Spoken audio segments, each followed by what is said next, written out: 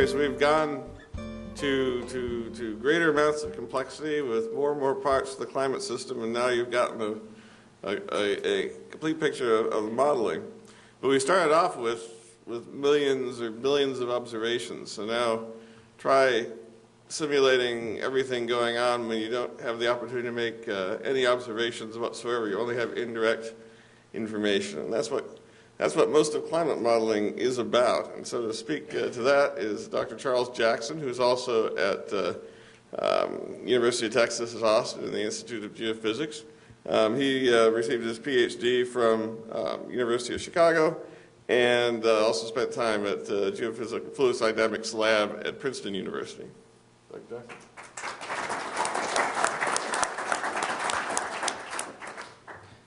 So modeling, I want to show, I was thinking I would show two examples of how models are used in the understanding of past climates. And I didn't want to just paint all roses for you, and plus I'm not so interested in roses. I like a little bit of the thorns. And so I'll start with this success and move to the glorious failures that keep me entertained every day. So let's move on. Okay, so one question that arises in casual conversation is whether the Little Ice Age and medieval warm period arise because of climate's internal variability. And it's kind of showing things that could happen to climate without anybody kind of forcing it to happen, and as may possibly be a hypothesis for explaining the climate trends that we are experiencing now. So I have heard that. So this is a question, and we're going to apply modeling to this question. So in this figure is fairly complicated, but what it is different kinds of records that are sensitive or have been, let's say, used to infer northern hemisphere mean temperatures. And the one that's probably kind of the average of everything that's going on is the dark blue line. And what we have here is back about 1,000 years was the middle of the warm period, the medieval warm period. And as you go forward in time, as you go to the right, you get into this kind of the cooler temperatures, and that's the Little Ice Age. And then you come to the present, where you have instrumental records. So in order to reconstruct climate of the past, they have to use tree rings, pollen, corals, ocean sediment, ice cores. There's a whole bunch of different things that go in to reconstructing climate. So why did those trends happen? That's the question. Okay, next slide. So we have climate models, and without doing any external forcing to them, or change in, we have the models that were described. It's a fluid ocean, a fluid atmosphere, a land surface. We shine sunlight on it, and we say, go. This system will evolve on its own. It's like its own live being. And these are three different curves that come from different centers that develop climate models. And this is actually one of the things that gets me most excited about climate modeling. Is these things are like, you don't know what's going to happen next in the model, right? So it's this chaos, right, that happens. And what you see here is the natural variations that are simulated in climate. And the range of variations in the models are slightly different. So the Hadley Center model has about a half a degree variation, whereas you look at the bottom model, that's maybe a half or less than half of that. So this emergent behavior of how much variability exists in the model does vary from model to model. And so one question is, you can see that there's high frequency variations. This is a 1,000-year time series, but and there are these long-term trends in the model, and that's because the centers didn't run the models long enough in order to, there's all this flywheel, right? The ocean is remembering basically its initial state from way back. And that has thousands of years of memory. So it's still working out basically what to do with the deep ocean. But if it was in a perfect equilibrium, you could kind of basically, this would be a flat line, and you wouldn't see necessarily medieval warm periods or little ice ages like we did in that observational record. So that's one indication. So let's move on to the next. So this is what we know about the forcings of climate going back 1,000 years. And the top panel shows these spikes, and those are volcanic events. And they show that the forcing is in this negative watts per meter squared. So when they happen, it creates this enormous amount of cooling. And here down to 20 watts, that's huge. But it only lasts a brief amount of time. And then the one below it is a range of records that are estimates of solar variability. And a lot of these come from theoretical calculations of what the sun will do. And I have no idea what goes into those calculations. Obviously, they have some agreement about time scales, but there's little differences in amplitude. But you could see that if you just look at these records, it's not so obvious to me that you would get a medieval warm period and a little ice age from that. So the next slide, please. So what has taken place in the modeling community is to run a number of climate simulations. And so what we have in the left column there is a list of different models. And then there's kind of a list of the number of times experiments have been run. Sometimes they've been run multiple times. And that's because one hypothesis for these variations is that they arise from internal variability. So you want to repeat an experiment to see if it repeats basically the same path or goes on a different path. And then the kind of the middle one, which is kind of hard to read, but what you'll see here is things called SS, V, G, and this has to do with solar variability. V is volcanic, G is for greenhouse, A, I forget. Aerosols, thank you. L is for land use. So these experiments, and sometimes they include a forcing and not include it in order to understand how important this additional kind of forcing is to reproducing past climate. Okay, next slide. Okay, so all the data that we have about the past 1,000 years is given in the gray. And the gray shows that medieval warm period, or the climate anomaly, that sometimes people don't like us to be prejudiced against precipitation, that we should just always refer to climate as temperature. So that's why that name has changed, but I still like it as the warm period. And then there's a little ice age. And so what this shows is that the models which show kind of different scenarios. There's red, there's blue. One has kind of the strong solar variability, one has the weak solar variability.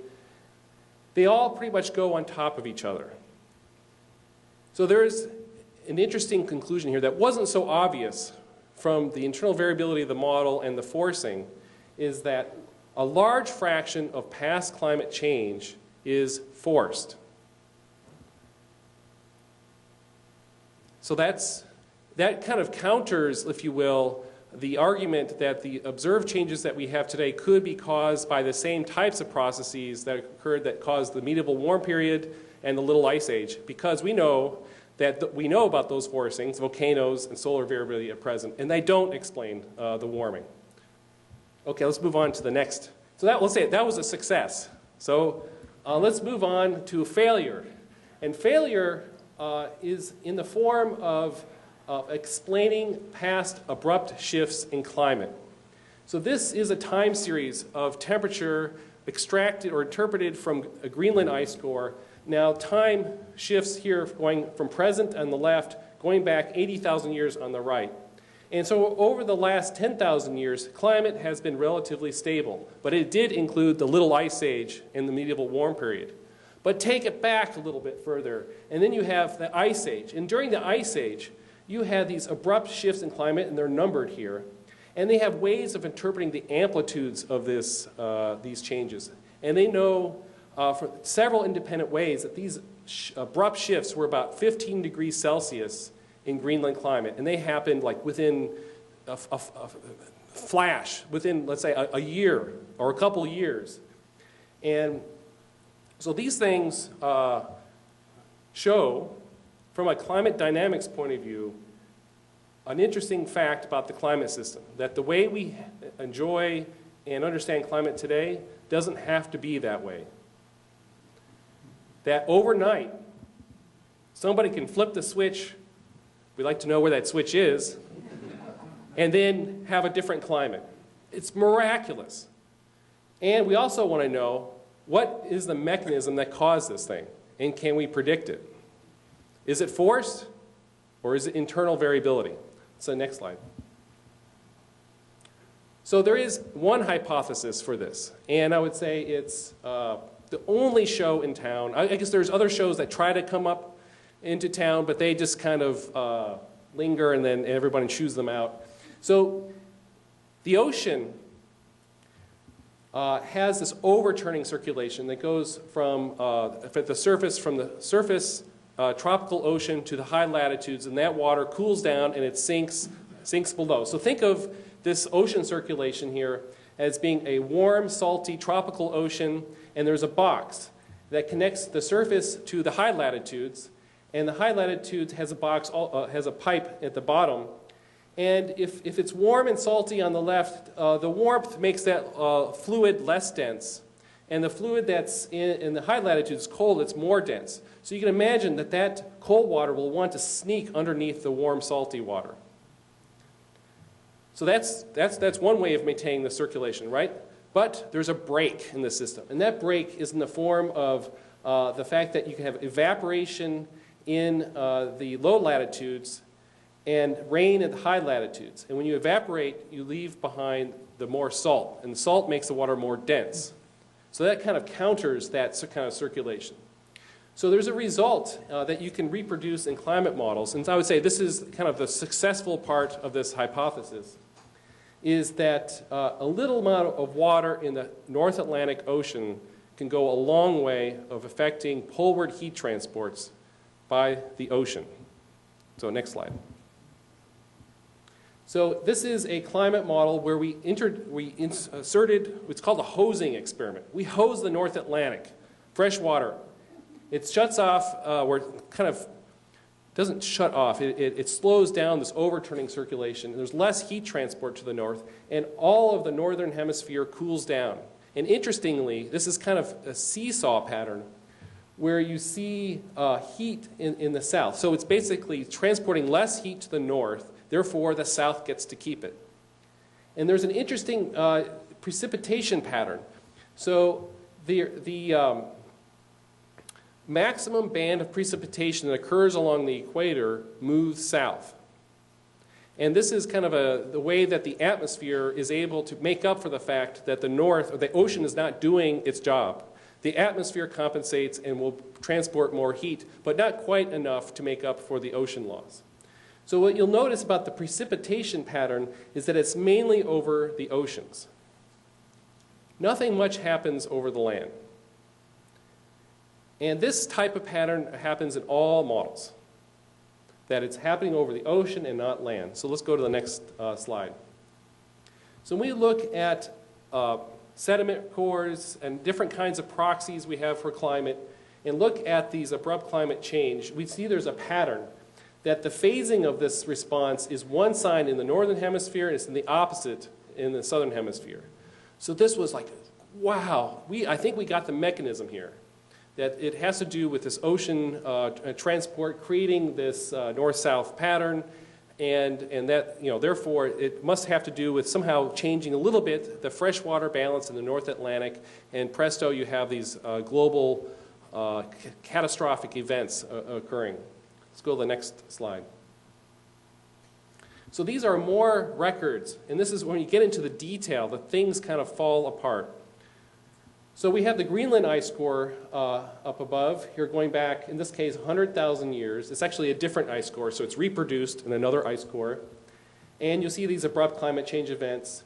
You also see certain events highlighted in blue. So the hypothesis for these is that the ice sheet that covered North America collapsed. And where those blue lines are, we have multiple lines of evidence that the Laurentide ice sheet collapsed at that time, or let's say partially collapsed, and flooded the North Atlantic with icebergs which melted. There's ice-rafted debris, and we have records of sea level rise that occurred with these H events, those Heinrich events. So as you go to the Chinese cave deposits, you see many of the events that are recorded in the Greenland ice also being recorded in China.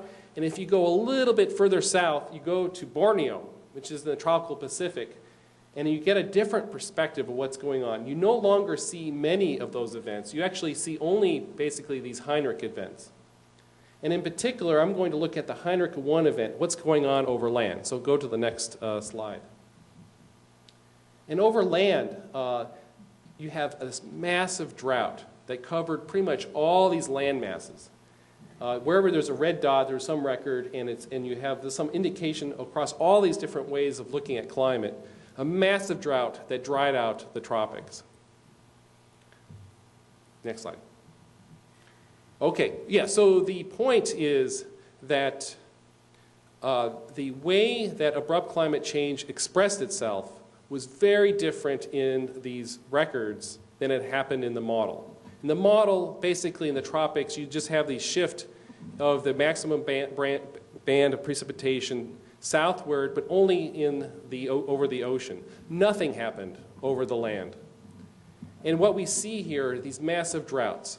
So the other kind of, so the important, let's say, lessons that we're getting from this examination of abrupt climate change is that not all these events are associated with ice sheet collapse. So, and actually a good part of the community, and including me, thinks that it's internal variability of the climate system that's responsible for many of these events. And then there's the ones that are associated with some specific forcing, such as an ice sheet collapse. And that models fail to capture the global scale and size of these events, particularly in the drying out of the tropics. So there's some missing physics or process currently in models, and we can't really explain what the trigger is or how it actually manifests itself throughout the globe. So the next slide, please. Okay, so in summary, modeling has helped show that the Little Ice Age and the medieval warm period can be explained by known forcings and not by unforced variability, and that the same models have not yet solved the mystery of abrupt climate change. So thank you.